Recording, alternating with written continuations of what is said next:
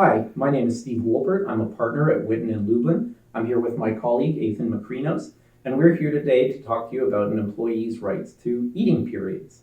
So Athan, can you give us a quick rundown of an employee's rights? Sure, Steve.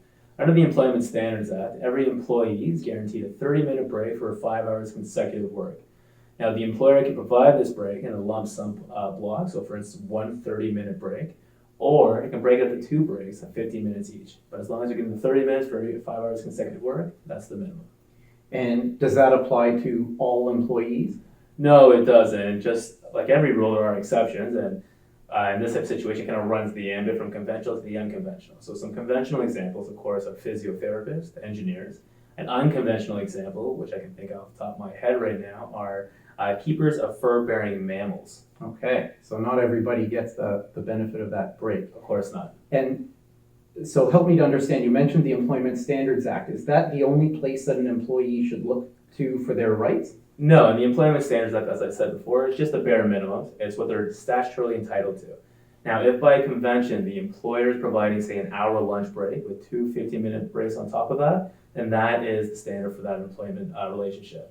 If it's stipulated in a contract what the breaks are entitlement to, then that is there as well.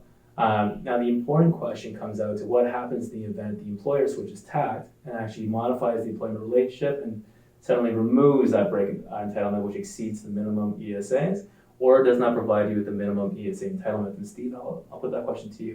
What are my rights? Sure. So if an employee's rights are being violated, they're not being given their eating period as they're supposed to be, then there are a number of steps that they can take. Obviously, you can raise that complaint with your employer. Now, many employees are a little bit fearful of raising these concerns, but many should take comfort in knowing that the Employment Standards Act has provisions that prohibit retaliation or reprisals because you've raised your rights.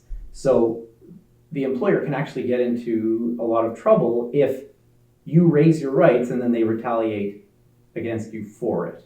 And as with all things, context is really important, but in a lot of cases, one of the best things an employee can do is put their complaint into writing. Ask for their rights in writing so that they have a record of having asked and that they can help protect against retaliation in that way.